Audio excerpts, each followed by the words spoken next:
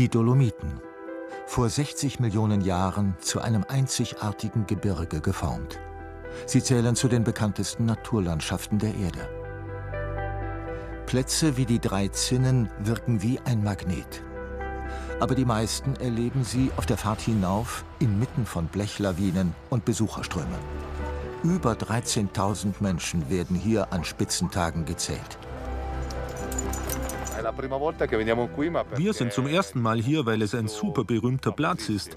Man sieht sie an der Menge der Leute. Es ist alles voll, beeindruckend. Aber schau hin, die Bilder sprechen für sich. Die Dolomiten sind auch Welterbe der UNESCO. Daher sind sie sehr schön. Die Kehrseite? Die Grenzen der Belastung für Natur und Menschen sind erreicht. Wenn es ein gewisses Maß überschreitet, dann fällt natürlich die Akzeptanz. Gell? Und derjenige Mensch vor Ort, der nicht direkt einen Profit aus dem Ganzen hat, hat angefangen, das nicht nur zu verurteilen, fast angefangen, das zu hassen.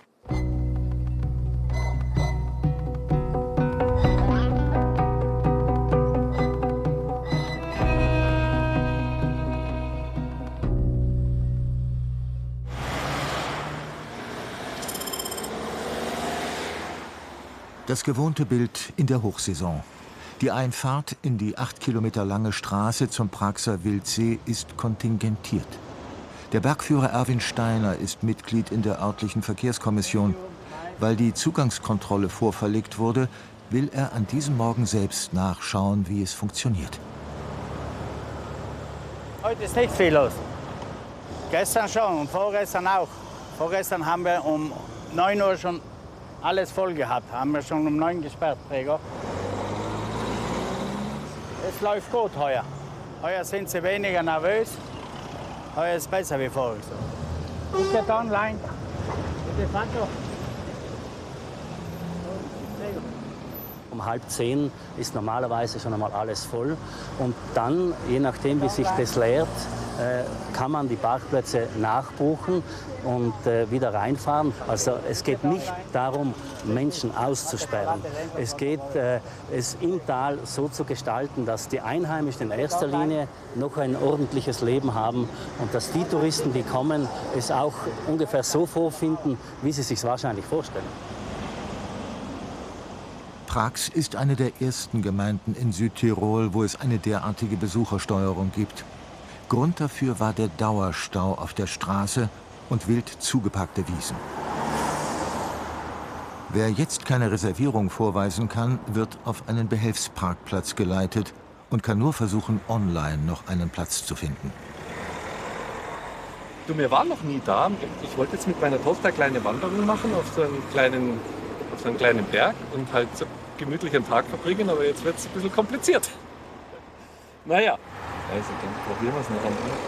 Also wir mussten jetzt zusätzlich noch einen Shuttle buchen für 10 Euro pro Person, um dann gemütlich zum See zu kommen. Also und ist okay? Massenabfertigung, würde ich sagen. Das wirst du schon ein bisschen Geld verdienen. Genau.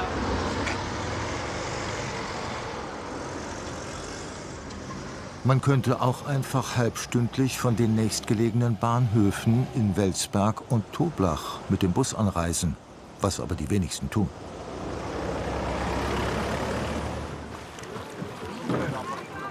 Am Talschluss treffen sich dann alle, um den Praxer Wildsee zu erleben.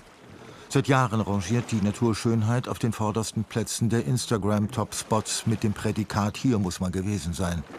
Das Fotomotiv kursiert in allen sozialen Medien.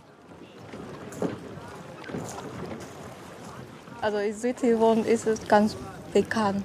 Deswegen denken wir, dass wir einmal hier Urlaub machen sollen. Ich denke, das ist der beste Blick hier von Italien, glaube ich.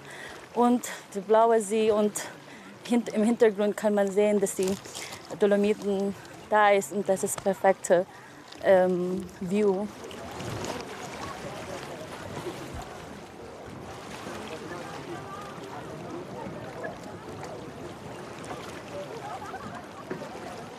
Das ist die perfekte Kulisse für unser Verlobungsfoto.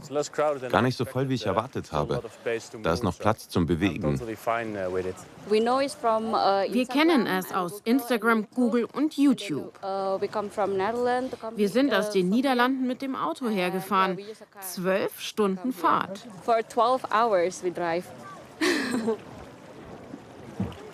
Erwin Steiner ist hier aufgewachsen. Als Bergführer lebt er vom Tourismus, aber auch von der intakten Natur.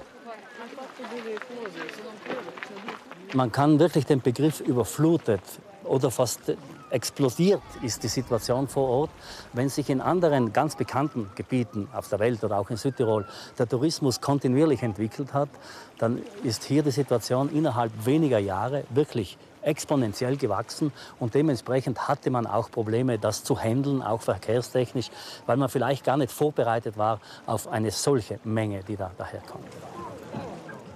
Ironie der Geschichte: An einem der Auslöser für den Massenansturm hat Erwin Steiner selbst indirekt mitgewirkt, als er Terence Hill in einer beliebten Fernsehserie gedoubelt hat.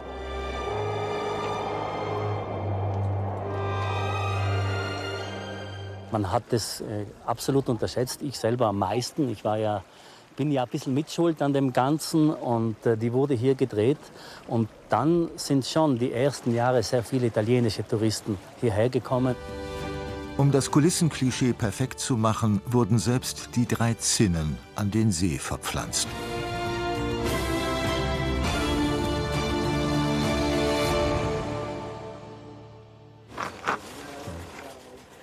Am nächsten Tag, früh am Morgen. Erwin Steiner bereitet sich auf eine Bergtour vor. 2 Frauen aus der Region will er an diesem Touristenziel ein echtes Naturerlebnis bieten. Wir können mit der Kamera dabei sein. Neben der frühen Uhrzeit trägt heute auch das schlechte Wetter dazu bei, dass es an diesem Morgen ruhig ist an der Weltnatursehenswürdigkeit Praxer Wildsee. Soll jetzt eine Regenfront gar kurz drüber ziehen und dann wieder besser werden. Heute gehen wir mit dem Erwin. Der Erwin zeigt uns sicher eine coole Tour, die was man vielleicht allein nicht findet. Und ja, ich freue mich. Der See ist natürlich der Hotspot bei uns in der Gegend, ganz klar, wo die allermeisten Touristen herfahren, sich einfach diesen See anschauen. Aber was oft vergessen wird, er ist auch Ausgangspunkt für relativ viele Bergtouren hier in der Umgebung. Erwin wählt einen seiner speziellen Wild Trails, also wilden Wege, die er nicht bekannt macht. Wir leben ja vom Tourismus, ganz klar, und der ist auch wichtig. Hier haben wir jeden Tag Tausende von Leuten. Die Natur fängt, glaube ich, dann noch mehr an zu leiden, wenn noch mehr Infrastrukturen für die Touristen gebaut werden. Ein Zwiespalt, der dazu führen könnte, dass gerade seine Zielgruppe, Wanderer und Bergsteiger, die das Naturerlebnis suchen, wegbleibt, fürchtet er. Wir wollen uns selbst einen Eindruck verschaffen. Auf einer Rundfahrt durch die Dolomiten, die gleich zu stocken beginnt. Die Zufahrt zu den 3 Zinnen ist schon am Morgen wegen Überfüllung geschlossen. Der Berg kann nur noch zu Fuß oder mit dem Bus erreicht werden.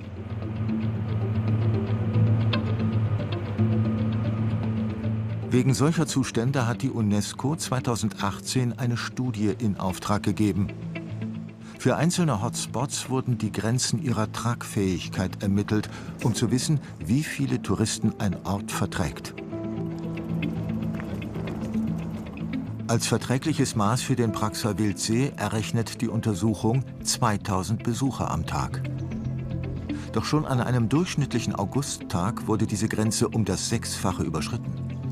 Und an Spitzentagen 2018 drängten sich hier mehr als 17.000 Personen. Dieses Jahr ist das Ziel der Gemeinde Prags, dass maximal 5.000 Menschen gleichzeitig am See sind. Dafür sollen eben Maßnahmen wie diese sorgen. Doch geht das Lenkungskonzept auf oder führt die Beschränkung erst recht zum Verkehrsstau und verlagert die Probleme nur?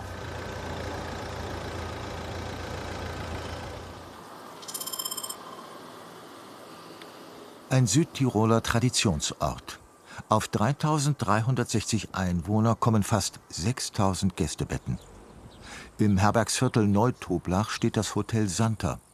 einst als Raststation mit Pferdewechsel nach Venedig entstanden, zählt es mit 130 Betten zu den ersten Adressen am Ort. Hallo Stephanie. Herbert Santer ist der Seniorchef. Eine seiner Töchter arbeitet an der Rezeption mit im Familienbetrieb. Santer ist auch Politiker und Vizepräsident im Tourismusverein. Unternehmer wie er haben in den vergangenen 50 Jahren aus dem Bergbauernland die Touristendestination von heute gemacht. Ein Anziehungspunkt auch für allerlei Prominenz. Und jetzt gehen wir mal den Papst. Das war wunderbar. Da hatten wir den Christbaum nach Rom gebracht. Dann habe ich mit dem Breitner Fußball gespielt. Damals war der FC Bayern bei mir zu Gast und da hat auch der Beckenbauer, es war einmalig schön mit diesen Leuten. Come va Daniela, tutto bene? Das Romantikhotel mit 4 Sternen ist ausgebucht. Alle Gäste sind unterwegs zu den beliebten Naturschönheiten. Herbert Santer hat immer neue Angebote entwickelt. Der Wellnessbereich braucht sehr viel Raum, dass sich die Leute ja nicht irgendwie belastet fühlen. Also sie brauchen sehr viel Freiraum. Und durch die Öffnung zur Natur ist es doppelt so groß, der Freiraum, weil ich ja die Weite habe. Also nicht nur den Raum sehe, sondern die Natur sehe. Der hohe Komfort trägt sich allerdings nur mit genügend Betten. Doch genau hier setzt nun das Land Südtirol an, mit einem Bettenstopp, der die Zahl der Hotelbetten kontingentieren soll. Zeigt er Wirkung? Im nächsten Jahr, 2023, werden wir hier weitere Zimmer bauen, ungefähr 27 Apartments. Und der Bettenstopp ist eigentlich für mich noch nicht bekannt, weil ich den Antrag schon vor Jahren gemacht habe. Und ich habe ein genehmigtes Projekt vor dem Bettenstopp. Sicherlich wird es früher oder später Kritik geben, aber so ist das Leben. Worum geht es beim Bettenstopp? Er ist eine Säule im Landesentwicklungskonzept Tourismus 2030 Plus des Landesrats Arnold Schuler, gewissermaßen der Tourismusminister Südtirols. Neue Betten gibt es nur, wo alte wegfallen. Die Maßnahme ist radikal, denn diese Obergrenze wird Wirkung zeigen, zeigt sie ja jetzt schon. Und das heißt, wir müssen uns neu orientieren. Ein Wachstum in dieser Form, wie es in der Vergangenheit war, wird nicht mehr möglich sein, macht auch keinen Sinn, wäre kontraproduktiv. Denn wichtig ist nicht nur eine gesunde Entwicklung des Tourismus, sondern vor allem auch die Akzeptanz der Bevölkerung. Die Zahl der Übernachtungen ist in Südtirol in den letzten 30 Jahren um insgesamt gut 40% gestiegen. Von knapp 23 Millionen auf mehr als 33 Millionen. Vergleichsweise stabil war im gleichen Zeitraum hingegen die Zahl der Hotelbetten.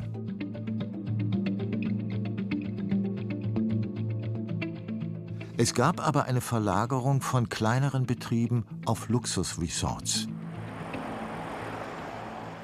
An der Wirksamkeit einer Steuerung, die sich vor allem auf die Bettenzahl konzentriert, zweifelt deshalb der bekannte Alpenforscher Werner Betzing. Der Bettenstopp löst zahlreiche Probleme des Tourismus überhaupt nicht. Wir haben die immer kürzere Aufenthaltsdauer von Gästen, die in Südtirol übernachten. Wir haben das Sterben der kleinen Betriebe, der 2- und 3-Sterne-Hotels von Einheimischen, die im Prinzip noch bodenständig sind, die verankert sind, die relativ nachhaltig wirtschaften. Dagegen boomen die großen Resorts, die 4- oder 5-Sterne-Hotels. Das sind alles negative Entwicklungen, die durch den Bettenstopp überhaupt nicht beeinflusst werden. Und auch der Tagestourismus, der boomt, der wird davon nicht betroffen. Das heißt, der Bettenstopp wäre ein richtiges Element, aber es müssten andere Instrumente folgen und das ist da nicht zu sehen. Der Inhaber des 4-Sterne-Romantik-Hotels in Toblach, Herbert Santer, sieht dem, was auf ihn zukommt, jedenfalls gelassen entgegen. Ich glaube, dass zum Beispiel momentan für Südtirol das sicherlich eine neue Herausforderung ist. Nicht? Wir sehen gerade politisch hat es ein bisschen Zick und Zack noch, aber ich glaube, zum Schluss wird sich das selbst lösen. Ich glaube, die Wirtschaft kann man nicht leiten und führen, sondern die Wirtschaft wird sich selber irgendwie entfalten und diese Möglichkeiten nutzen. Deshalb bin ich der Meinung, dass mehr Geschrei ist wie Wahrheit.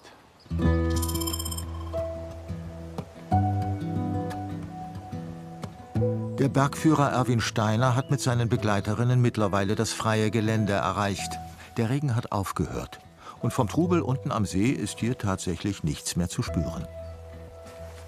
Wenn man was, nachher ist man in kurzer Zeit auch schon irgendwo draußen, wo einfach weniger Leute sind.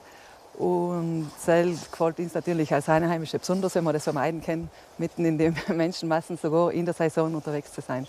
Nein, wir bleiben jetzt ein Stückchen noch am Steig, gehen den Steig entlang und dann zweigen wir ab und gehen weglos oben den Großrücken entlang, mit zum Einstieg zum Klettersteig. Erwin Steiner will es heute noch spannend machen. Auf dem Weg zum Gipfel erwartet uns ein Klettersteig. Einsamkeit und Ruhe. Der Kontrast zum Massenbetrieb, 500 Meter tiefer am Praxer Wildsee, könnte nicht größer sein.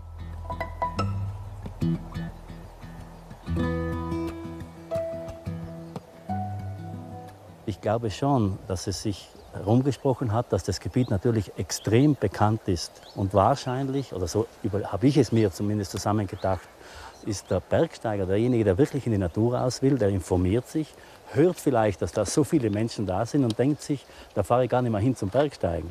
Und dementsprechend ist es aus meiner Sicht am Berg fast noch ruhiger geworden. Am Bergkamm baut sich jetzt die felsige Gipfelpassage vor uns auf. Sieht man dann, das ist praktisch der hintere, der höchste, das ist Inser Gipfel, genau, und vorher durch die Wand durch. Da zieht wieder Regen und auch noch ein Gewitter auf. Wind und Wetter machen den weiteren Aufstieg unmöglich. Weltnaturerbe hautnah. Aber was bringt so eine Auszeichnung überhaupt mit sich?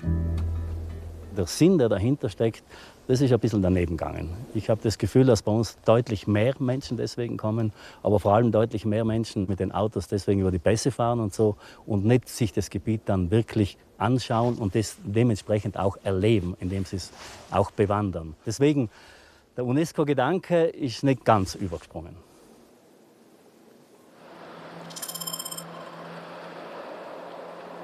Von Natureinsamkeit weit entfernt der Kaarer See über Bozen.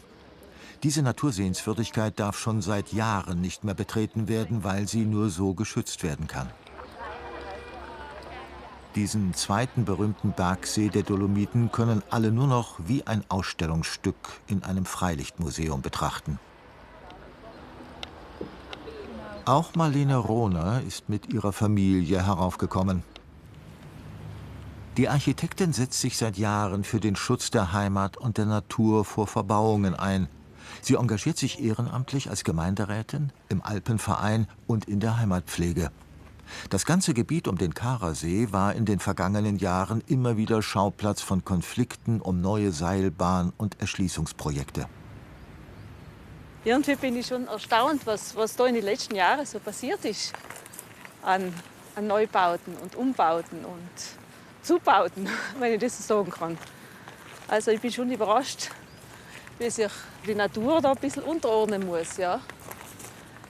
Ich habe das Gefühl, ich kann nicht anders, weil wenn ich daheim still bleibe, dann geht es mir nicht gut. Aber wenn ich darauf aufmerksam mache, nein, das ist nicht alles richtig, was da so läuft, dann habe ich einfach das Gefühl, das ist der richtige Weg. Ja, man kann nicht immer alles so hinnehmen.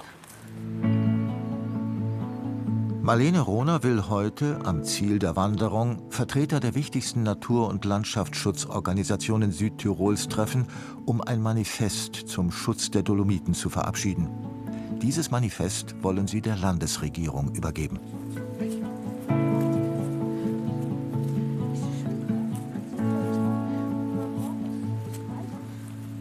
Desto mehr wir verbauen, desto mehr zerstören wir uns auch die Grundlage. Und Und seelisch, glaube ich, geht da noch so viel verloren, weil wir uns nur mehr beschäftigen, wie können wir mehr bauen, mehr auffallen, noch mehr im Mittelpunkt stehen, noch mehr Konkurrenz zu anderen Skigebieten, zu anderen Berggebieten.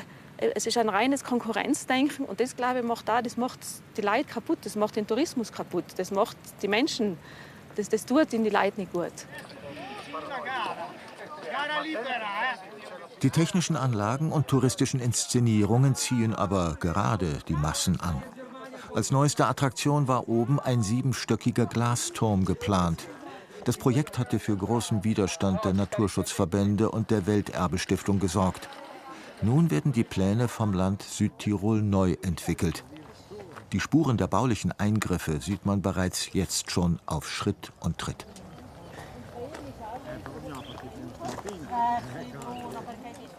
Für ihr Statement haben sich die Aktiven aus Natur- und Heimatschutzverbänden deshalb die Kölner Hütte ausgesucht. Sie steht prominent unter dem Wahrzeichen des Rosengartens, inmitten der immer intensiver erschlossenen und für den Tourismus konfektionierten Landschaft. Das geht schon gut, ja. So wollen sie die Entwicklung stoppen und möglichst viel Öffentlichkeit erreichen. Das sind einfach Inszenierungen von unserer Landschaft, die keine Inszenierung braucht. Gewisse Südtiroler malen, es ist zu wenig und müssen. Ja, wichtig ist ja, dass das nicht ein Bauchgefühl ist, sondern dass das die Studien belegen. Jede Umfrage belegt es, dass die Leute kommen daher wegen der Landschaft, wegen der Authentizität, wegen der Berge. Ja. Und wir verbauen uns im Grunde die Grundlage von einerseits für unsere Lebensqualität und andererseits auch von Tourismus. Sie diskutieren auch das neue Tourismuskonzept und glauben nicht, dass es viel bewirkt. In den Papieren steht immer wieder drin, wie wichtig Naturschutz, Landschaftsschutz, Umweltschutz ist. Aber schlussendlich liegen dann die Probleme in den Details begraben und in der Gesetzgebung und in gewisse Durchführungsbestimmungen. Und das Problem ist dann greifen diese Dinge nicht mehr. Besonders seit der Jahrtausendwende haben sich die wirtschaftlichen Interessen immer mehr Platz geschaffen. Die Erschließungen und Verbauungen der Alpen sind direktes Abbild dieser Entwicklung, die die Südtiroler Alpenschützer stoppen wollen.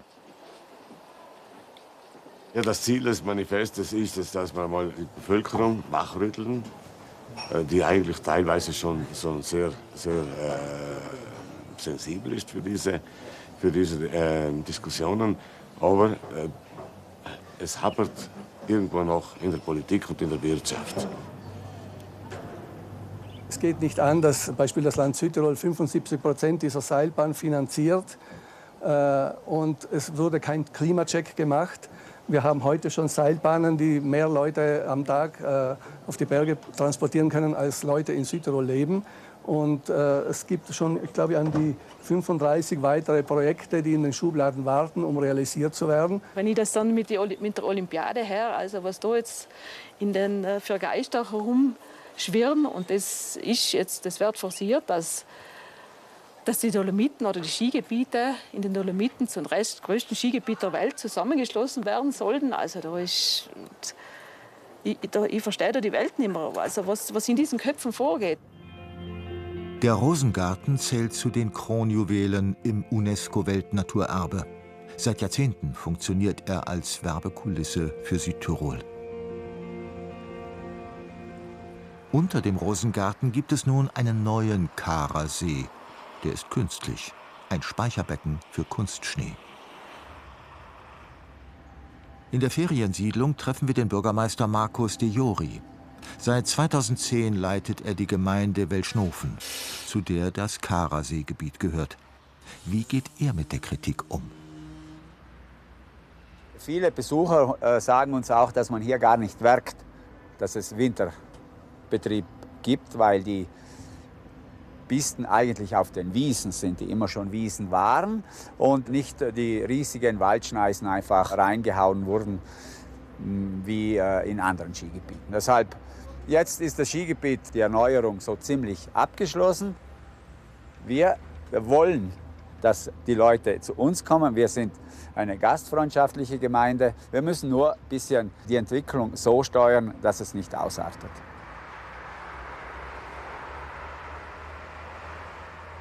Die Staatsstraße, die wird eben ab nächstes Jahr verlegt. Die kommt ganz am äußeren Ende des Parkplatzes hin. Und hier die Straße dient dann einfach als Verteiler für die Fußgänger, Autos, die zum Parkplatz wollen. Und somit müsste dann nächstes Jahr die Situation hier etwas organisierter sein einfach und nicht mehr, ja, ganz schwierig, dass man überhaupt über die Straße kommt, dass man weiß, wo parken, also die Parkplätze auch schön organisiert, dass man, ja, zwar auch jetzt schon ein bisschen organisiert, aber halt so behelfsmäßig nur. An diesem Tag ist er hergekommen, weil im Rathaus gemeldet wurde, dass um den halb organisierten Parkplatz alles vermüllt sei. Der Rathauschef zeigt persönlichen Einsatz, denn auf das Bild der Gemeinde will er nichts kommen lassen. Und ebenso wenig soll der Tourismus in seiner Gemeinde in Verruf geraten. Ein paar Taschentücher und so, halt das Übliche. Und morgen früh ist hier schon wieder nichts mehr. Hat laut den Informationen schlimmer geklungen und deshalb nein. Alarm zurück. Aufgeräumt wurde hier oben auch der Verhau nach dem Orkan Vaja, der im Oktober 2018 über 5 Millionen Bäume in den Dolomiten umgerissen hat. Ja, Vaja, sehen wir ja hier. Ja, jetzt geht's wieder. Wir sind jetzt wieder so ungefähr zwischen Aufräumen und dann auch die nötigen Sicherungs- und Instandhaltungs- und Reparaturarbeiten machen wieder, sage ich mal. Das erste Jahr war es vielleicht ein bisschen schlimmer, weil ja die ganzen Flächen eben noch ganz braun waren. Die ursprüngliche Farbe, die halt unter den Bäumen ist. Jetzt fängt es an, eben wieder mehr grün zu werden und einigen fällt es schon gar nicht mehr auf. Also alles wieder gut und weiter geht's? Tatsächlich steht bereits das nächste Tourismusereignis an, die Winterolympiade rund um Cortina d'Ampezzo in der Nachbarprovinz Belluno in Venetien. Sie findet 2026 statt. Schon jetzt sind neue Skipisten dafür gebaut worden. In Südtirol will der Tourismuslandesrat Arnold Schuler auch in dieser Streitfrage einen neuen Weg einschlagen. Es wird hier keine neuen Lifte, es soll keine neuen Lifte mehr geben. Auch hier haben wir Grenzen erreicht. Und es ist so, dass wir auch das erkennen müssen. Wir haben unsere Kapazitätsgrenzen erreicht. Wir wollen, wie gesagt, als Tourismusland attraktiv bleiben. Niemand kommt hierher, Urlaub zu machen, um irgendwo im Stau zu stehen oder in einer Warteschlange. Die Schattenseiten des Tourismus betreffen nicht nur Südtirol. Alpenweit befinden sich Touristen und Natur in einem immer stärkeren Spannungsfeld. Der Kulturgeograf Werner Betzing hat die Entwicklung über Jahrzehnte verfolgt und sieht auch Stärken des neuen Konzepts. Ich finde es erstmal gut, dass in einem solchen Tourismuskonzept schonungslos die Situation offengelegt wird, Stärken, aber auch die Schwächen des Tourismus, das heißt Lärm, Gestank, Abgase, Abfälle, der starke Verkehr, die hohen Kosten für Wohnungen und für Grundstücke, das sind alle die großen Probleme des Tourismus, die in diesem Konzept sehr deutlich angesprochen werden. Und ich würde mir wünschen, dass man auch so etwas in Bayern machen würde und in anderen Alpenregionen. Eine so schonungslose Bilanz des Tourismus. Doch werden die Maßnahmen auch schonungslos umgesetzt? Und welche Interessen setzen sich am Ende durch? In Toblach steht das Hotel von Herbert Santer und seinem Sohn Jürgen beispielhaft für ein touristisches Konzept, das auf Wachstum setzt. Das Erfolgsrezept ist quasi zur DNA in der Familie geworden. Was ganz wichtig ist, dass man jährlich investiert. Wenn man das nicht macht, dann kommt man nicht mehr nach.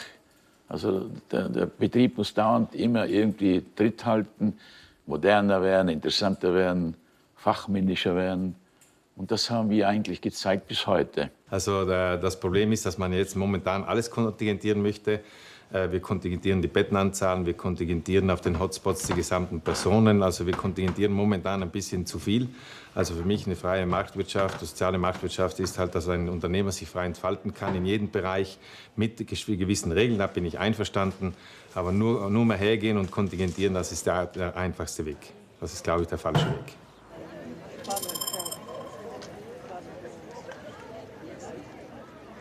An diesem malerischen Postkartenort findet heute eine Buchvorstellung statt, zu der auch Marlene Rohner gekommen ist.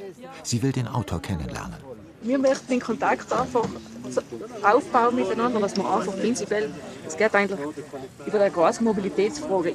Gerne. Ich glaube, das war wichtig, nicht? Gerne. Michel Costa, selbst Hotelier aus Corvara, hat in seinem Buch Raus aus dem Rummel eine vernichtende Kritik der Tourismusentwicklung verfasst. Er glaubt, dass Südtirol am Kipppunkt steht. Warum schließen wir die Dolomitenpässe nicht? Weil den Verantwortlichen der Mut fehlt.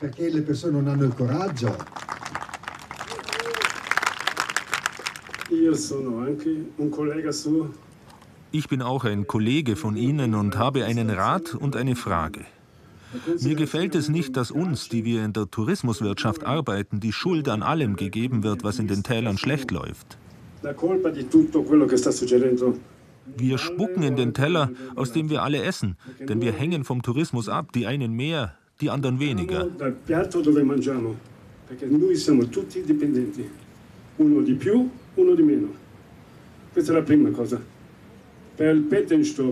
Und was den Bettenstopp betrifft, warum wollen wir Hotels immer größer bauen? Das bringt nichts. Wir finden keine Mitarbeiter mehr und schaffen uns nur Probleme. Nach Jahrzehnten des andauernden Wachstums zeigt sich hier, wie drängend die Diskussion um einen Bettenstopp und die Zukunft des Tourismus insgesamt in diesem Sommer geworden ist. Es geht um den Massentourismus. Wir haben ein kleines Gebiet, wir können nicht jeden hier bewirten. Wir müssen eine Limitierung schaffen, vor allem die Mobilität müssen wir einschränken.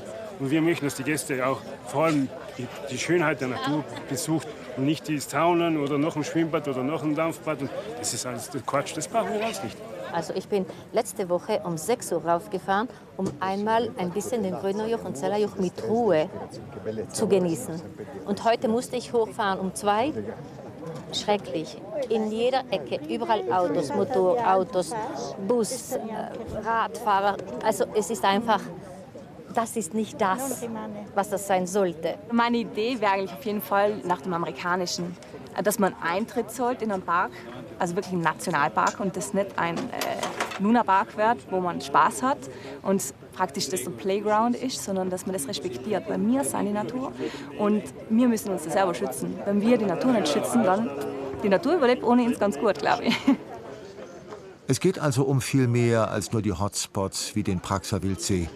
Aber werden die Berge dann zugesperrt? Kontingentieren heißt nicht unsozial. Kontingentieren heißt genauso, wenn ich zum Neujahrskonzert nach Wien will, dann muss ich mich auch 3 Jahre davor anmelden. Oder wenn ich nach Bhutan will oder auf der wunderschönen Monte Cristo-Insel in Italien, da muss ich mich einfach voranmelden. Und das heißt, man würde dann auch das Gebiet wertschätzen. Das heißt, man würde länger bleiben, längere Zeit sich aufhalten. Denn dieser schnelle, wie man damals sagte, Fremdenverkehr bringt den Menschen nichts und bringt dann auch uns hier lebende Einwohner einfach nichts. Gut einen Monat später, im selben Ort. In seinem 4-Sterne-Hotel Jakoberhof treffen wir Markus Pikulruats nochmals. Der Bettenstopp ist mittlerweile beschlossen und das Land erhebt die Zahlen. Anders als sein Toblacher Kollege begrüßt er die Entscheidung für mehr Regulierung. Ich finde, dass der Bettenstopp zur richtigen Zeit gekommen ist. Wir haben die letzten 10, 20 Jahre ist in Südtirol sehr viel passiert, sehr viel hat sich entwickelt und zum Guten und auch zum etwas Übertriebenem. Und wir müssen lernen eigentlich, dass es auch mal ein Ende hat. Markus Pikulruats ist sichtlich stolz auf sein Haus, das unübersehbar die Handschrift seines Vaters, einem Holzschnitzer, trägt. Er freut sich, dass seine Tochter bald die Hotelfachschule besucht um den Betrieb später zu übernehmen. Nicht in allen Familien klappt der Übergang in die nächste Generation. Und da warten schon große Konzerne, die eventuell einen oder anderen Betrieb aufkaufen möchten. Aber das echte Südtirol geht ein bisschen verloren. Auf was man am meisten Angst haben soll, und das ist für mich der Ausverkauf der Heimat. Das ist ein großes Problem, sehe ich. Je größer die Hotels werden, desto mehr ist Fremdkapital daran beteiligt und desto mehr werden die Einheimischen vom Markt verdrängt. Das ist ja gerade das, was die Qualität des Südtiroler Tourismus lange Zeit ausgemacht hatte, dass nämlich der Tourismus bodenständig war. Und das Interessante ist, das neue Tourismuskonzept 2030 Plus formuliert genau das. Es fordert keine Marketingstrategie, sondern eine Lebensraumstrategie. Der Tourismus soll Teil des Lebensraums der Einheimischen werden und nicht umgekehrt. Nicht die Einheimischen sollen Staffage für das Tourismusressort werden. An diesem Tag im September zeigt eine Veranstaltung, wie es gehen könnte. Beim Sella Ronda Bike Day sind Passstraßen rund um den Sella-Stock für den Autoverkehr gesperrt. It's closed, yes. Yes.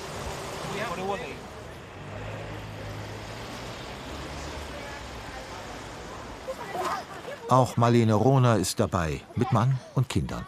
Eine Veranstaltung für alle, nicht nur ein Touristenevent. Na, schon viele Einheimische. Oder, Florian? Das sind hauptsächlich Einheimische, die da unterwegs sind. Gemischt. Ja, gemischt. Ganz viele nutzen das auch zum normalerweise heute nicht weil es schneit, zum Klettern und so. Weil es dann einfach ruhig ist. Weil normalerweise ist da totales Chaos auf die Pässe. Motorraden, Autos ohne Ende. Und so kann man Rad fahren oder auch Berg gehen, so wie die Natur eigentlich wäre, nicht? Ohne die Autos. Nicht?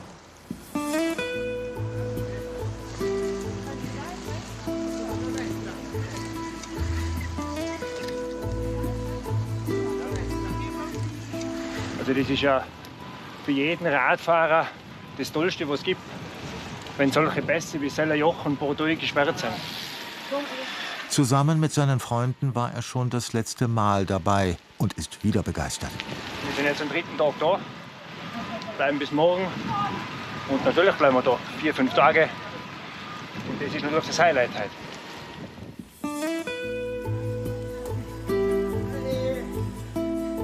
Wer mag, hat heute 4 Pässe, 53 Kilometer und gut 1600 Höhenmeter vor sich.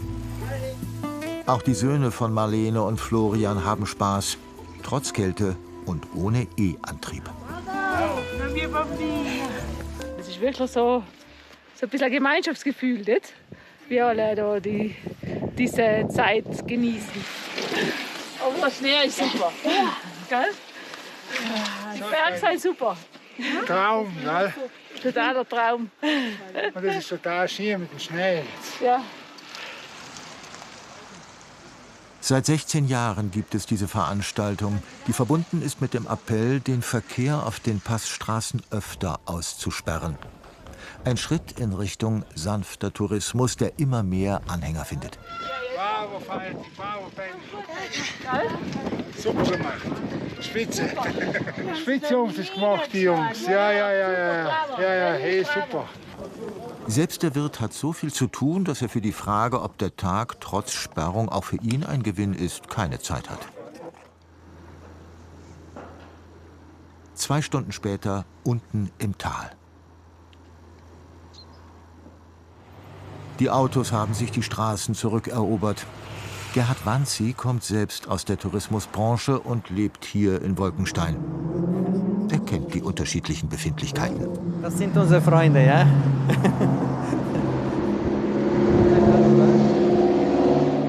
Als das Sella Ronda Bike Day zum ersten Mal veranstaltet wurde, hat es auch Widerstand gegeben.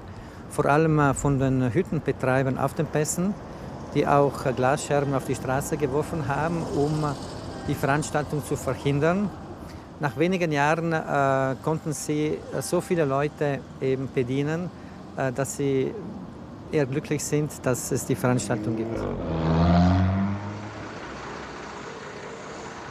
Gerhard Wanzi weiß, dass jede Neuerung ihre Gegner hat, vor allem wenn Geschäftseinbußen befürchtet werden. Deshalb setzt er mit seinem Projekt an einem anderen Punkt an. Wir wollen nicht weniger Leute haben, wir wollen nur, dass die Leute sich anders bewegen, und zwar mit umweltfreundlichen und nachhaltigen Verkehrsmitteln, um einfach die Belastung auf die Umwelt und auch auf unsere Bevölkerung zu verringern. Er plädiert für eine Niedrigemissionszone rund um den Zellerstock. Dadurch soll der Anteil der Motorräder und Autos am Gesamtverkehr bis 2030 von 92 auf 42% sinken. Der öffentliche Verkehr und der Radverkehr sollen dagegen von 8 auf 58% steigen. Nachdem sich jetzt die 3 Länder Südtirol, Trentino und Belluno auf das gemeinsame Ziel verständigt haben, soll es ab 2024 umgesetzt werden. Es wäre eine Wende in der Verkehrspolitik von alpenweiter Bedeutung. Doch noch ist es nicht so weit. Der Bergführer Erwin Steiner gibt heute einen Kletterkurs unter Bedingungen, die ihm selbst nicht sonderlich gefallen. Also mich beeinträchtigt es schon, aber ich habe das Gefühl, dass ich da selber vielleicht ein bisschen sensibler bin als andere. Es ist eine Tatsache, das hier ist ein super schöner Klettergang, muss man dazu sagen. Ganz, ganz einfach erreichbar, aber man ist halt ganz in der Nähe der Straße. Im Unterschied eben zum Flug. Und das bedeutet Lärm. Notwendig ist, für mich als Bergführer, jemandem was beizubringen, ist es sehr, sehr wichtig, dass man seine Ruhe hat, dass man sich darauf konzentrieren kann und zudem auch das Gefühl, richtig am Berg oben zu sein, das den Teilnehmern zu vermitteln. Deswegen bin ich eigentlich selber schon viel lieber oben auf der Alm als hier. Die Hauptsaison. Für viele Einheimische die anstrengendste Zeit des Jahres. Sie ist überstanden. Zeit, Bilanz zu ziehen. Die Kontrollstation am Eingang zum Praxertal ist abgebaut. Hat sie sich in diesem Jahr bewährt und die Besucherzahlen besser gesteuert?